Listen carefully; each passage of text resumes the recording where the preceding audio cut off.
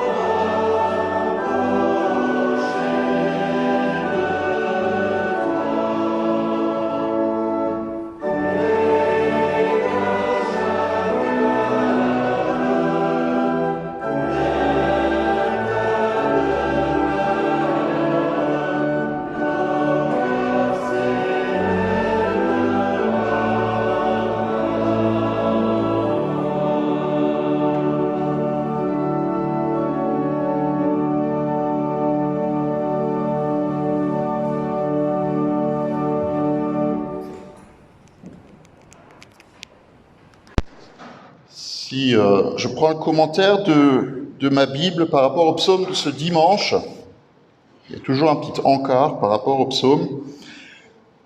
Le commentaire dit la chose suivante: il existe deux types de personnes, celles qui veulent vivre avec Dieu, qu'on appelle les justes, et celles qui veulent garder Dieu à distance, qu'on appelle les méchants.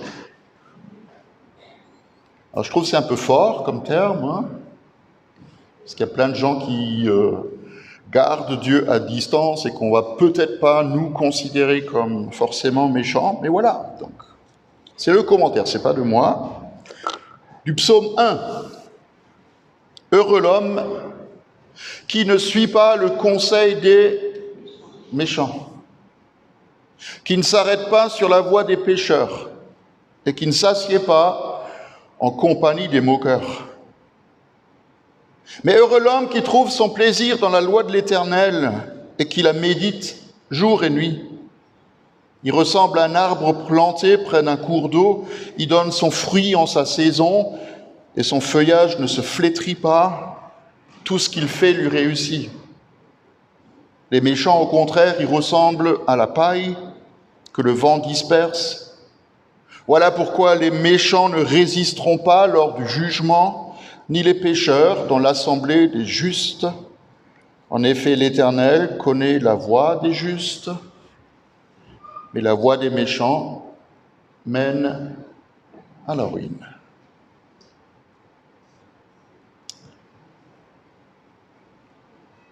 Amen.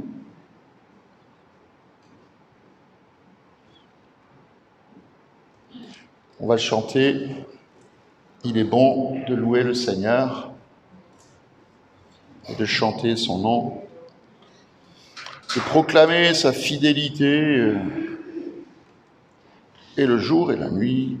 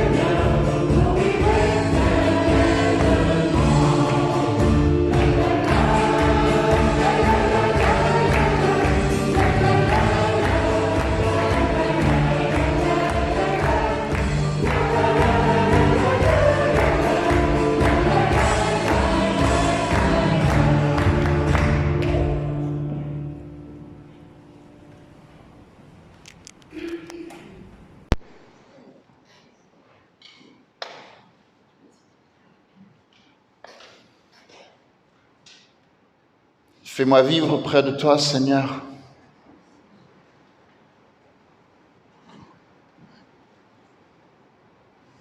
J'aimerais que ça puisse être le cri de nos cœurs ce matin, Seigneur. Père, fais-moi vivre près de toi. Fais-moi vivre dans ta présence. Pas seulement que je sois élevé comme un cèdre du Liban, qui est cet arbre tellement droit et grand et haut, mais juste planté dans ce courant d'eau, à côté de ce courant d'eau qui apporte la vie, qui apporte la guérison, qui me donne la vraie liberté d'être ton enfant, de pouvoir m'approcher de toi, de tout mon cœur, de toute mon âme, de toute ma force, de pouvoir obéir à ta parole, et pas seulement de la méditer, de me plonger même dans cette rivière, dans ce courant d'eau, dans ce torrent qui coule de ton trône, qui sort de dessous ce trône, qui sera un jour un trône de jugement, mais qui aujourd'hui est un trône de grâce. Et c'est pas pour rien que ta parole nous invite, nous dit, nous propose de nous approcher sans crainte du trône de l'Éternel, avec assurance. Parce que nous sommes couverts par quelque chose qui est beaucoup plus grand que notre propre personne. Nous sommes tous méchants par nature, on le sait bien. Mais nous sommes couverts par le sang de l'agneau, par ce manteau renouvelé de ta présence sur nos vies et en nous par ton esprit, pour qu'avec assurance nous puissions lever les yeux vers toi et recevoir, obtenir l'aide dont nous avons besoin. Oui, le secours me vient de l'Éternel qui a créé les cieux et la terre. Il ne dort pas, il ne somnole pas, celui qui garde ma vie, celui qui se tient à mes côtés. Moi, je prie, Père, dans le nom de Jésus et par ton esprit pour chacun d'entre nous, que tu viennes purifier nos vies, que tu viennes nous libérer de tout le poids de ce qui pèse sur nos épaules, que tu viennes enlever par le sang de Jésus qui a coulé à la croix tout ce qui nous sépare de toi, pour que nous soyons ces arbres plantés près des courants d'eau, qui puisent leur force, qui puisent la vie, qui puisent ta grâce, qui puisent ta tendresse. Là où elle se trouve,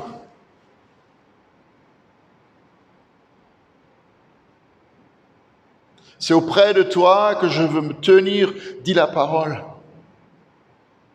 Mets en nous ce désir, cette volonté de chercher ta face. Mets en nous ce désir de nous tenir près de toi, parce que je sais que c'est le désir de ton cœur pour nous. Tu veux être avec nous tous les jours. Est-ce que nous voulons être avec toi tous les jours, à chaque instant de notre vie? Alors viens, Seigneur, donne-nous la force de nous plonger dans ce torrent de vie. Donne-nous la force d'étendre les racines de nos arbres de vie dans l'arbre de vie que tu es. Donne-nous de nous plonger dans ta rivière d'amour.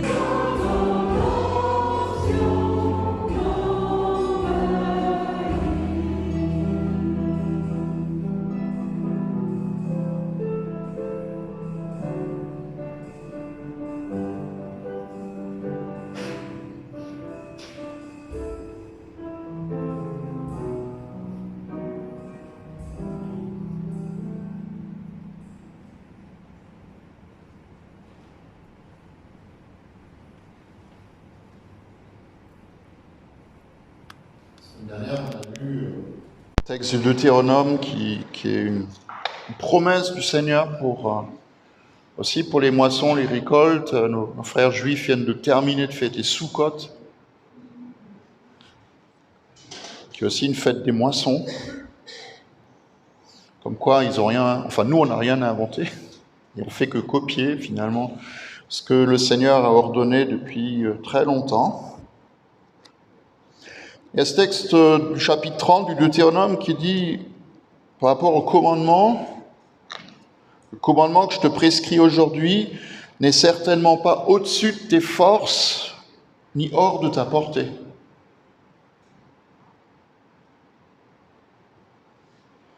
Le commandement que je te prescris, il n'est pas au-dessus de tes forces, il n'est pas hors de ta portée. Parfois, il y a des gens qui disent, on ne comprend pas ce que Dieu veut pour nous. Ici, Moïse, il rappelle que le commandement d'aimer Dieu de tout notre cœur et d'aimer notre prochain, c'est pas loin, c'est pas inaccessible, c'est parfaitement compréhensible pour n'importe qui. Il n'est pas dans le ciel pour que tu dises qui montera pour nous au ciel pour aller le chercher. Qui nous le fera entendre afin que nous le mettions en pratique. Il n'est pas de l'autre côté de la mer pour que tu dises qui passera pour nous de l'autre côté de la mer et ira nous le chercher. Qui nous le fera entendre afin que nous le mettions en pratique. C'est une parole au contraire qui est tout près de toi, dans ta bouche et dans ton cœur, afin que tu le mettes en pratique. Il est à côté de toi, même en toi, dans ta bouche et dans ton cœur, afin que tu le mettes en pratique. Et j'aimerais juste ce matin que nous le mettions en pratique. Puisqu'il est dans notre bouche, je voudrais juste vous inviter à dire, si vous avez envie, vous n'êtes pas obligé, mais à dire « J'aime le Seigneur ». Et puis de vous tourner vers votre voisin masqué et de lui dire je t'aime, mon frère, ma sœur, ma femme.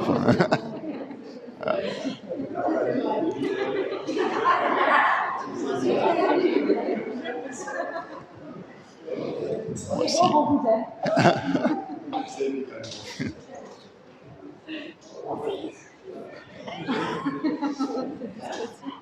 Après, c'est une chose de le dire, c'est une chose de le faire. Donc, maintenant on l'a dit. Non, maintenant on fait rien, maintenant on écoute. Mais c'est à nous de le mettre en pratique. Je ne peux pas. Mais c'est à nous de le mettre en pratique tous les jours de notre vie. Ça veut dire commencer notre journée en disant « Seigneur, je t'aime, Seigneur, je te remets cette journée ». De terminer la journée en disant « Je t'aime, Seigneur, je te remets la nuit ». Mais aussi par rapport à nos relations avec les autres, c'est voilà, apprendre à aimer, parce que c'est un apprentissage. C'est pas toujours évident. Vous êtes d'accord avec moi? Voilà. Puis on a ce texte de l'évangile de Marc, qui est la suite de Jésus qui accueille les enfants.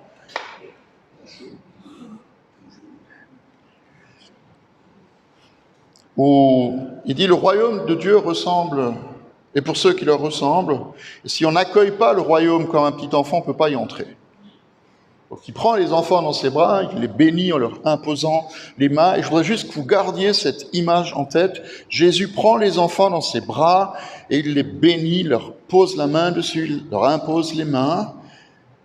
C'est important pour tout à l'heure. Et comme il se mettait en chemin,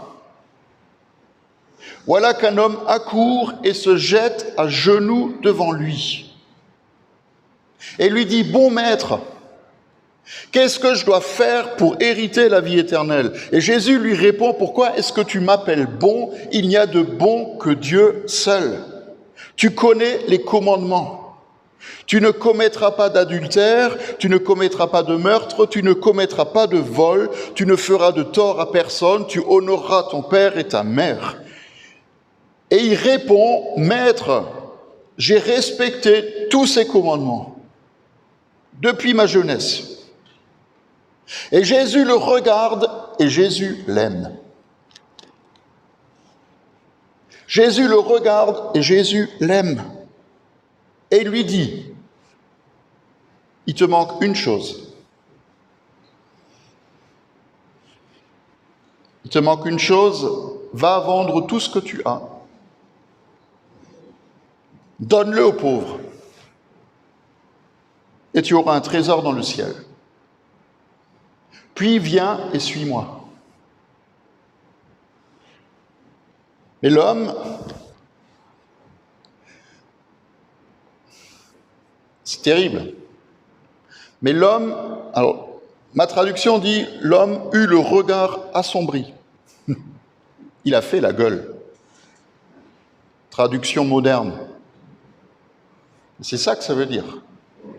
L'homme a eu le regard assombri à cette parole et il est parti, attristé, parce qu'il avait de grands biens. Alors regardant autour de lui, Jésus dit à ses disciples combien c'est difficile à ceux qui ont des richesses d'entrer dans le royaume de Dieu. Et les disciples furent effrayés. Ils furent effrayés de ce que Jésus parlait ainsi. Et Jésus remet une couche. Mes enfants, qu'il est difficile à ceux qui se confient dans les richesses d'entrer dans le royaume de Dieu, c'est plus facile un chameau de passer par le trou d'une aiguille qu'un riche d'entrer dans le royaume de Dieu. Et les disciples furent encore plus étonnés. Et ils se dirent les uns aux autres, mais qui donc peut être sauvé, si même les riches ne le sont pas? Et Jésus les regarde et il leur dit, aux hommes c'est impossible, mais non à Dieu, parce que tout est possible pour Dieu.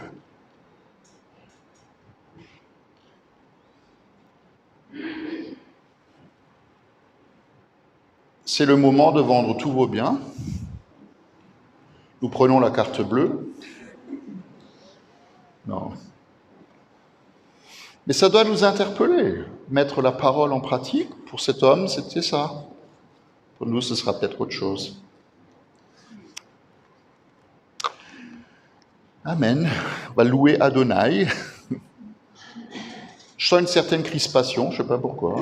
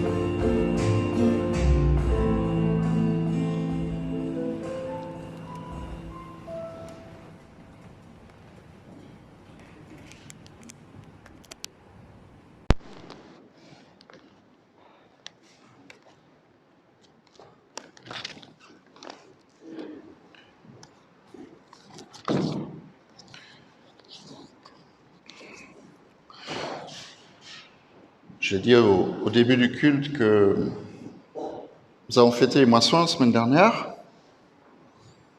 puis qu'on a partagé ce thème. Puis quelque part, j'ai ressenti une espèce de frustration parce que le thème aussi du dimanche, qui est celui des moissons, puisqu'il y a toujours, quand il y a une fête, il y a toujours un autre thème qui est proposé en parallèle pour ceux qui ne fêtent pas les moissons. Ça a été la foi victorieuse. Parce que moi, c'est un thème que j'aime bien. La foi victorieuse, c'est la foi qui renverse les montagnes, qui est capable de les déplacer, de leur ordonner de se jeter dans la mer. C'est la foi que le Seigneur, il a en nous, et la foi que nous devons avoir en lui. Et alors, je me suis dit, mais dans ma frustration, que vous partagez peut-être pas, chercher le lien entre ce dimanche qui est celui du grand commandement et puis celui de la foi victorieuse. Et en fait, j'ai trouvé, au travers du texte de la semaine passée, du deuxième texte de prédication qui nous était offert, alors je vous rassure, je ne vais pas en faire deux ce matin, mais revenir quand même à ce texte de la semaine passée, parce que c'est une histoire assez extraordinaire, justement, d'une femme qui a tellement aimé sa propre chair, sa propre fille, qu'elle a tout fait pour que Jésus écoute. Et je vais vous lire ce texte chez Matthieu, au chapitre 15. C'est Jésus qui part, comme tout à l'heure dans l'évangile de Marc. Jésus part et va se retirer dans le territoire de Tyr et de Sidon. Et voilà qu'une femme cananéenne qui habitait cette région lui crie après. « Aie pitié de moi, Seigneur, fils de David. Ma fille est cruellement tourmentée par un démon. » Et Jésus répond rien.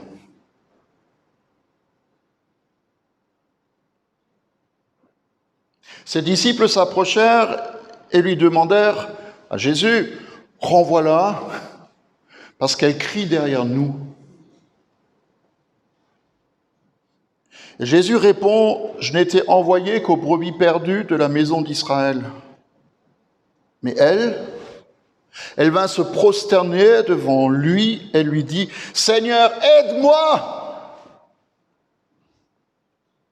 Et Jésus répond, « C'est pas bon de prendre le pain des enfants et de le jeter aux chiens. »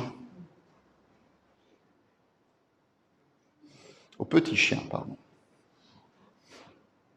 Mais elle dit, « Oui, Seigneur. » Mais les petits chiens, ils mangent les miettes qui tombent de la table de leur maître. Alors Jésus lui dit, « Femme, ta foi est tellement grande. Sois traitée conformément à ce que tu désires. » Et à partir de ce moment-là, sa fille a été guérie.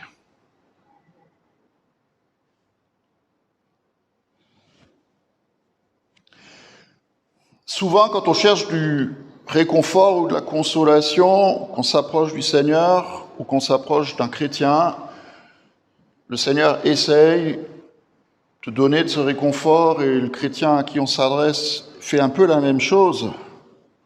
Et alors, ça nous arrive souvent, et puis on peut rappeler à la personne que Jésus l'aime, que Jésus a promis de jamais l'abandonner dans sa situation, que le Seigneur y comprend la chose, que le Seigneur est toujours avec la personne, et puis on peut prier pour elle, on peut prier pour qu'elle puisse déposer son fardeau, on peut prier pour qu'elle vienne devant la croix, que Jésus vienne lui donner la paix. Mais je me vois mal en tant que pasteur, ou vous en tant que chrétien, dire à quelqu'un qui est dans le besoin, en fait, ton problème, Jésus, il s'en fout.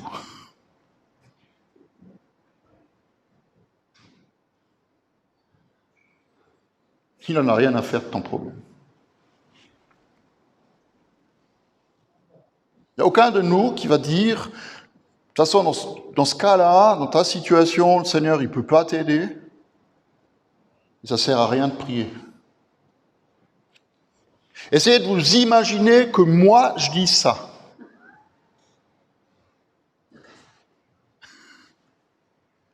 Ah ouais, on me casse la figure. Toujours la même. Mais est-ce que vous vous imaginez, vous, dire ça? Et frères et sœurs, quand on lit le texte de ce matin, c'est ce que Jésus fait. C'est ce que Jésus fait. Jésus, cette femme vient le voir avec un besoin qui est un besoin plus que pressant, je veux dire, c'est ses tripes qui parlent.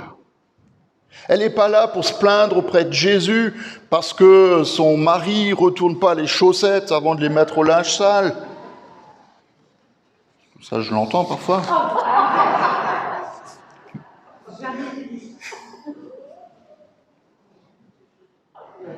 Le besoin qu'elle a, c'est un vrai besoin. Son appel au secours, c'est un vrai appel au secours. Et je pense que c'est écrit, mais on a du mal, encore que parfois dans une situation dramatique, on peut imaginer la scène. Mais comment elle a été devant Jésus? Quand elle crie « Seigneur, aide-moi »,« Seigneur, viens à mon secours », quand la douleur, la peur, le désespoir sont là.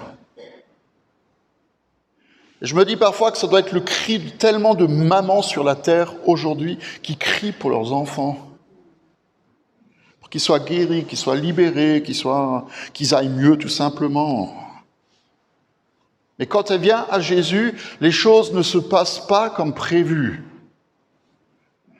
Et même si certains des commentateurs ou des pasteurs disent que cette histoire va aider Jésus à comprendre, lui, qu'il n'est pas seulement venu pour le peuple d'Israël, mais qu'il est venu pour toutes les nations, il y a quelque chose qui est beaucoup plus profond dans cette histoire.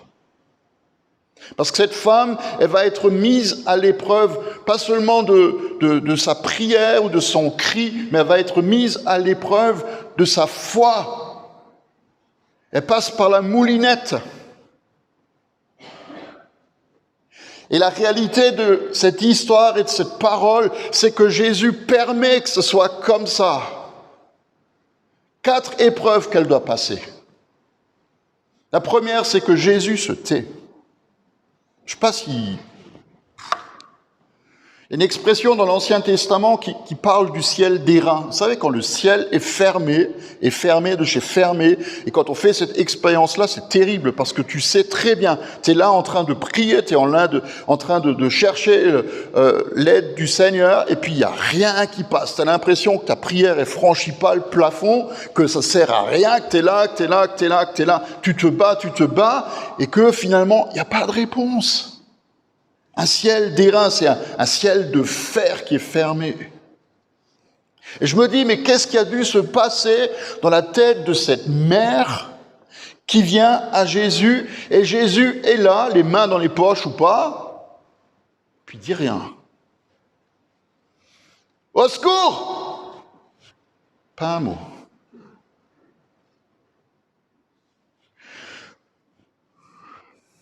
Permettez-moi de vous poser la question, comment est-ce que vous auriez réagi?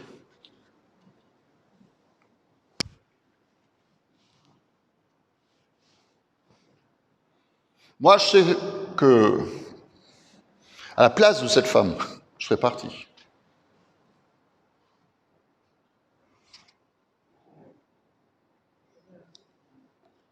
Mais elle ne part pas. Elle n'abandonne pas. Elle reste. Alors certains disent qu'elle devait avoir un sacré caractère. J'aime pas tellement cette expression. Elle devait avoir un sacré caractère. Elle devait être têtue, bornée. J'aime pas cette expression. Parce que je crois qu'il y avait en elle quelque chose qui était beaucoup plus fort que juste un sacré caractère. Parce que moi, je crois que cette femme, elle avait une sacrée foi. Jésus ne dit rien, et elle continue. Et elle continue tellement qu'elle doit subir une deuxième épreuve, c'est celle que les disciples vont lui infliger. Quand ils s'adressent à Jésus, ils disent « Seigneur, s'il te plaît, fais quelque chose, renvoie-la, parce qu'elle n'arrête pas de crier après nous. » Elle n'arrête pas de crier. Il faut que tu fasses quelque chose. Allez, renvoie-la. Elle nous casse les oreilles. Et le comble, c'est que Jésus, il les reprend même pas. Jésus ne va pas dire à ses disciples, « Eh les gars, vous êtes quand même égoïstes. Vous pensez qu'à vous, à votre petite tranquillité. » Jésus ne les reprend pas.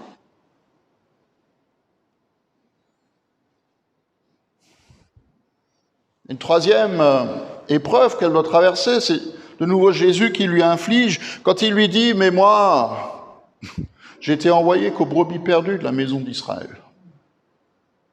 C'est pas pour toi. Je suis pas venu pour toi. Et il va faire encore pire. Je sais pas quelle est l'image de Jésus que vous avez, mais c'est une image terrible. Il va l'insulter, cette femme. Elle dit, c'est pas bon de prendre le pain des enfants et de le jeter aux petits chiens.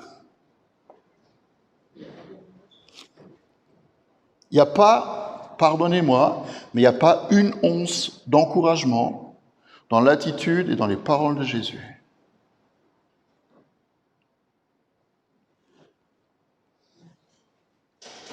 Alors on peut se dire,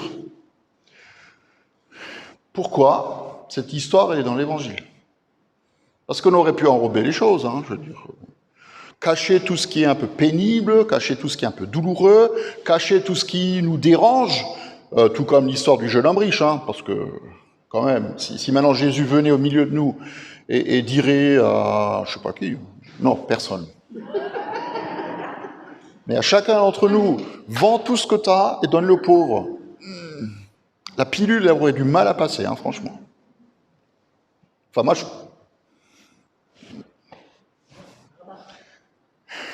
Ah ouais. Moi, je crois que le Seigneur, s'il permet cette histoire, c'est qu'il veut nous apprendre quelque chose qui est de l'ordre de l'amour et de la foi. Que Jésus, il faut bien le dire, c'est quand même le plus grand enseignant que la terre ait porté, en tout cas je le crois. Et que le but d'un grand enseignant, c'est pas de nous transmettre simplement des informations, mais de provoquer quelque chose qui s'appelle le changement en nous. Et Jésus avait cette capacité extraordinaire de pouvoir s'adresser à n'importe qui et de pouvoir lui parler dans sa situation pour que cette personne le comprenne. Et souvent, il utilisait des images qui étaient juste des images très très simples pour que ce que tu comprends pas, que tu puisses le voir. Regardez les fleurs des champs, elles sèment pas et moissonnent pas, et pourtant le Seigneur, il les revêt comme la plus belle des tenues de Salomon, juste pour nous expliquer qu'il ne faut pas qu'on s'inquiète, qu'on se fasse du souci par rapport à nos journées, de quoi on va s'habiller. C'est un problème de femme le dimanche matin. Je n'ai pas parlé à toi, mais j'ai rien à me mettre.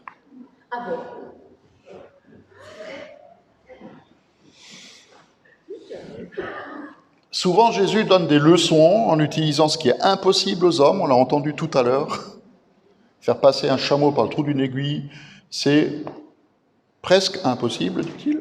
Donc c'est possible. Bon, je ne vais pas revenir là-dessus. Il y a une explication très logique, d'ailleurs, qui explique comment on peut faire passer un chameau par le trou d'une aiguille. Mais il rend les choses difficiles pour que les disciples et les gens qui lisent et les gens qui écoutent ce qu'il dit puissent retenir quelque chose.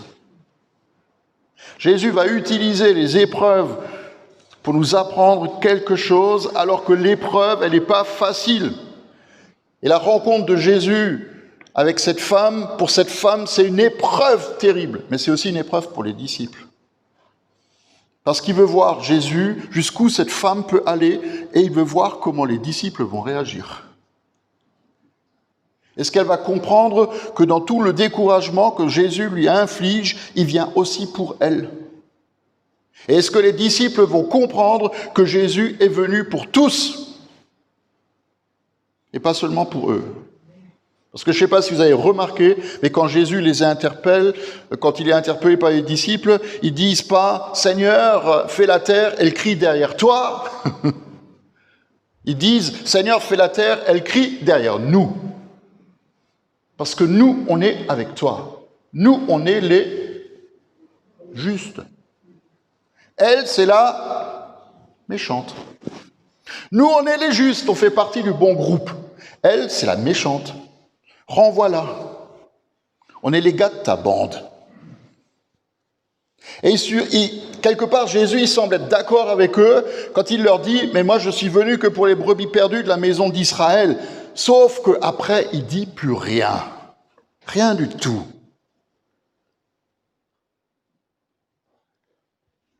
Et qu'il ne la chasse pas. Il ne la renvoie pas. Il va rester là et attendre pour voir ce qui va se passer. Et pour la femme et pour les disciples, est-ce qu'elle va partir ou est-ce qu'elle va rester? Est-ce qu'elle va faire comme le jeune homme riche? Elle fait la tête, elle fait là, hein? Et puis elle s'en va. Ou est-ce qu'elle va rester, continuer? Et les disciples, comment est-ce qu'eux, ils vont réagir? La femme, au lieu de s'éloigner de lui, lisez le texte, elle se rapproche encore plus de lui. Elle est à distance parce qu'elle respecte la loi, mais les mesures de distanciation sociale, à ce moment-là, elle n'en a plus rien à faire. Elle va se jeter aux pieds de Jésus. Elle continue d'appeler au secours.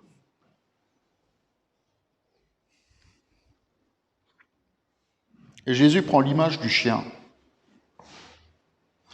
Un chien, c'est comme le cochon, pour un juif. Le chien, il est considéré comme un animal qui est indomptable, voleur, désobéissant. Et quand Jésus dit qu'il n'est pas venu pour les chiens, il ne dit pas les chiens, il dit « je ne suis pas venu que les petits chiens mangent le pain de leur maître ».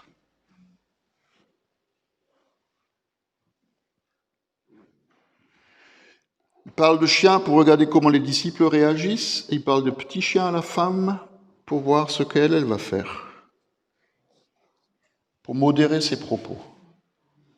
Ce n'est pas un chien, c'est un petit chien. Et ça m'a rappelé, cette semaine, j'étais à la poste, et puis il y avait un petit chien devant la porte, parce qu'on n'a pas le droit de rentrer avec un chien dans la poste, et puis il était là, et il attendait que sa maîtresse ressorte.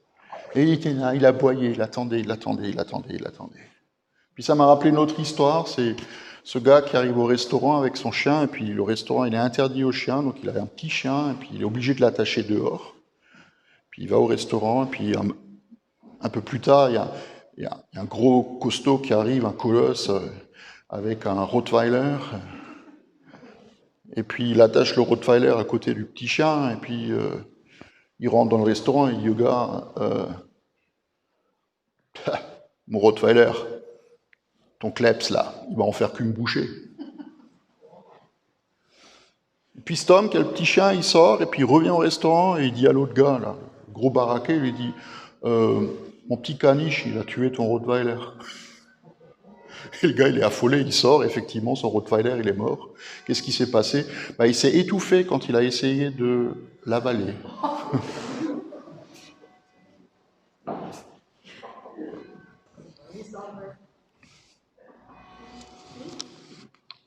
Elle n'est pas un chien. Elle est un petit chien qui mange les miettes qui tombent de la table de son maître. Et Jésus va l'aimer, cette femme. Parce qu'il a compris quelque chose, et elle aussi.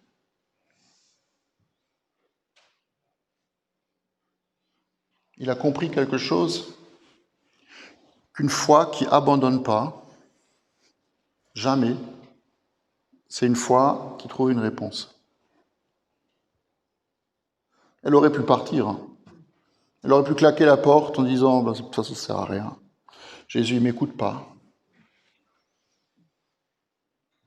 Mais elle est restée. Et Jésus la regarde. Et comme le jeune homme riche, alors le texte ne le dit pas, mais Jésus l'aime. Vous savez pourquoi? Parce que dans une autre traduction de ce texte, il est dit, et même en grec, parce que j'ai vérifié, il n'y a pas marqué « femme, ta foi est grande » ou « très grande ». Il y a marqué « ô femme, combien ta foi est grande ». Il y a une espèce d'admiration dans la voix de Jésus qu'il faut qu'on garde. Jésus, il est en train de louer cette femme et d'aimer cette femme parce qu'elle a tenu bon. Aussi dans l'épreuve que lui, il lui inflige.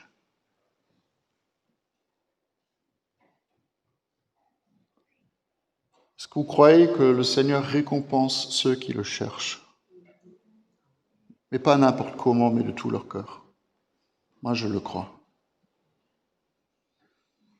Moi, je crois aussi qu'il aime ceux qui peuvent dire, et parfois on est obligé de le faire, et c'est pas facile. Seigneur, je sens pas ta présence, mais je crois en toi. Je crois en tes promesses, je crois à ta parole. Parce que cette femme, elle le dit, cette femme, elle le fait, et ça a dû fermer, boucler la bouche des disciples. Parce que Jésus, il n'a jamais vu une telle femme, une telle foi chez une femme. Il n'a jamais vu une telle foi, même chez ses disciples. Et la récompense arrive. Ta foi est grande, et sa fille est guérie.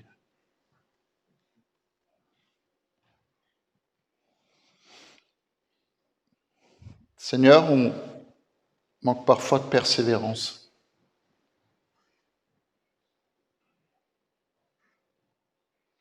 Nous manquons parfois de persévérance dans notre marche avec toi, dans notre prière, dans notre foi.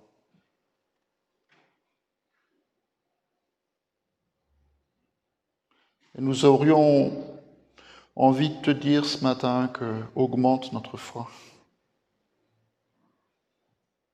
Donne-nous la foi que cette femme avait. Parce qu'au lieu de la renvoyer, de la rejeter, tu l'as admirée. Et tu l'as aimée. Tout comme tu as aimé ce jeune homme qui est parti.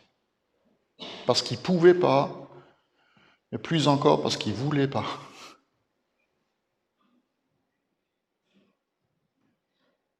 Moi, je te demande, Père, que tu mettes en nous cette foi qui est la tienne, qui est capable de renverser des montagnes et de remporter des victoires. Et même si tu te tais, même à la limite si tu nous dis que tu ne veux pas nous donner du pain à manger, nous on continuera, je continuerai à croire en toi. Je continuerai à garder en moi la réalité de ce que je sais, c'est que tu es bon. Toujours bon. Même si parfois je ne le vois pas. Même si parfois je n'en fais pas l'expérience dans ma vie. Je sais que tu es bon. Toujours bon. Alors mets en nous cette foi. Mets en nous cette capacité de t'aimer de tout notre cœur, toute notre âme, toute notre pensée, toute notre force. Même si on a l'impression que le ciel est fermé.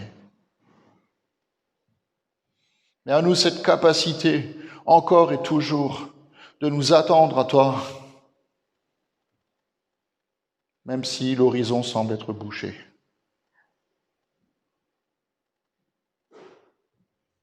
Parce que sans la foi, c'est impossible de te plaire.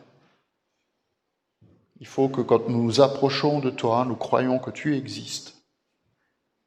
et que tu récompenses ceux qui te cherchent. Amen.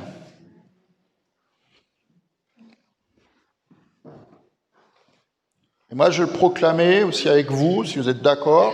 Vous n'êtes pas obligé de chanter ce chant, mais je crois que c'est important de prendre fort et puissant. Je crois que Dieu il est fort et puissant pour toutes les situations. où il nous invite à ne pas abandonner.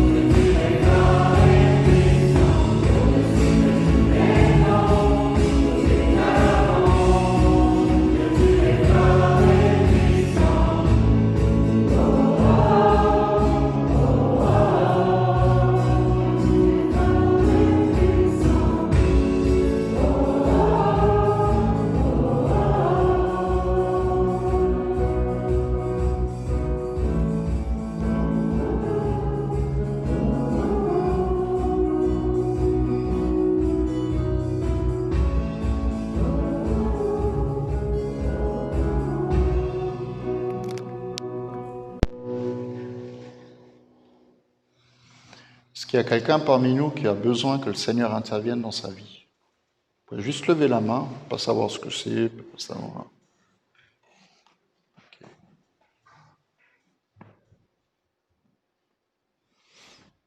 On remet ça devant toi, Père. Parce que toi, tu connais nos vies, nos cœurs, nos pensées, nos situations, nos besoins. Et j'ai envie de te dire ce matin qu'on ne veut pas se contenter de recevoir des miettes, mais on veut manger le pain que tu nous donnes. Parce que tu es venu pour chacun d'entre nous. Tu es venu pour sauver, dans tous les sens du terme. Tu es venu pour nous donner ce dont nous avons besoin. Et tu veux le faire. Et je prie, Père, dans le nom de Jésus, qui est mort à la croix pour chacun d'entre nous, qui a porté nos douleurs et nos maladies, mais qui veut répondre aussi à tous nos besoins, que maintenant tu manifestes. Maintenant ou à partir de maintenant, que tu manifestes juste ta puissance dans nos vies. Parce que tu es le Seigneur des seigneurs, le roi des rois, et un Père qui aime ses enfants. Et je te demande, Père, que tu mettes en nous cette réalité de savoir que si nous demandons quelque chose, nous pouvons le recevoir, que si nous cherchons, nous trouvons, que si nous frappons à ta porte, tu ne vas pas nous claquer la porte au nez, mais tu vas nous répondre. Et je le demande pour tous ceux qui ont levé la main, comme pour tous ceux qui ne l'ont pas levé, parce qu'il y a besoin, de toute façon, tout le monde en a. Mais nous les présentons devant toi. Et nous frappons encore à la porte du ciel jusqu'à ce que tu ouvres. Merci, Père, d'étendre ta main sur nos vies, d'étendre ta main sur nos situations, et de nous donner des solutions, des réponses.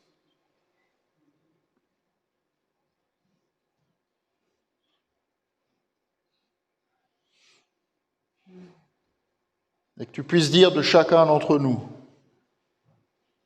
aux femmes, aux hommes, combien ta foi est grande. Et Père, c'est au nom de ton Fils que nous venons devant toi pour te prier comme il nous a appris à le faire. Nous te disons, notre Père qui es aux cieux, que ton nom soit sanctifié, que ton règne vienne, que ta volonté soit faite sur la terre comme au ciel. Donne-nous aujourd'hui notre pain de ce jour. Pardonne-nous nos offenses, comme nous pardonnons aussi à ceux qui nous ont offensés. Et ne nous laisse pas entrer en tentation, mais délivre-nous du mal. Car c'est à toi qu'appartiennent le règne, la puissance et la gloire, pour les siècles des siècles. Amen. Juste quelques annonces à faire, quelques informations à vous donner. Dire que demain, mardi et mercredi, les groupes de maison se retrouvent à Macquiller, à Diemringen. Mardi soir à 19h, nous avons aussi temps d'intercession au foyer. Vendredi soir, ici à l'église, à 20h, on a prochaine soirée de témoignage dans le cadre d'Esther. Là, c'est une soirée pour tout le monde, pas que pour les femmes, c'est ouvert à tout le monde. On vous demande juste de vous inscrire pour qu'on ait une idée du nombre de personnes qui sera là. On entendra un témoignage d'un couple qui, dans le cadre du Covid, quand ça a démarré au mois de mars, a été atteint. Et moi, je vais intituler ce témoignage « De la mort à la vie ». Voilà, j'en dis pas plus. Là, c'est le premier témoignage, puis on a deux autres personnes qui interviennent. Une femme qui va donner un bout du témoignage de sa vie, puis aussi une interpellation, un message qui avait été partagé avec nous. Voilà. Surprise sur les témoins. Venez, comme ça vous verrez. Venez nous voir, parler à une personne de l'équipe pour vous inscrire. Merci de le faire le plus vite possible. Voilà. Puis samedi matin, il y a... Pardon. Samedi matin, catéchisme à 10h. Et puis dimanche prochain, nous avons culte à Macquiller à 10h. Et je voudrais déjà vous annoncer aussi que le samedi 24, nous aurons une journée de formation avec Reinhard Rehberg, ici à l'église, puisqu'on ne peut pas aller dans les salles, donc ici à l'église le 24, donc le samedi de 9h30 jusqu'à 17h avec lui, et puis une soirée ouverte de 19h à 21h. Donc vous aurez encore des infos, on a eu la nouvelle depuis hier, donc on vous la partage, donc voilà, donc le 24, dans 15 jours, le samedi, ici à l'église. Amen. Est-ce que vous êtes heureux? Ouais. C'est bien, vous le serez encore plus. Quand on aura chanté « Oui, le bonheur et la grâce m'accompagneront tous les jours de ma vie ». Bon dimanche à vous, soyez bénis et à bientôt.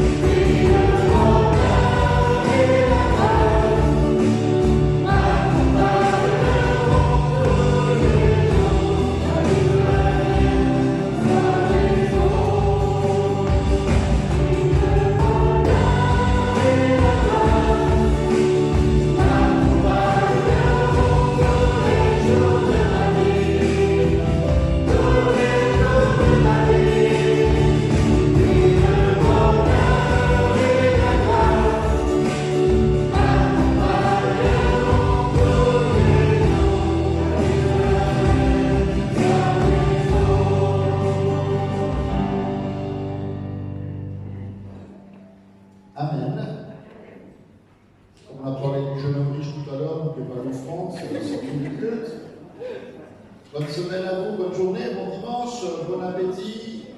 À bientôt, soyez bénis.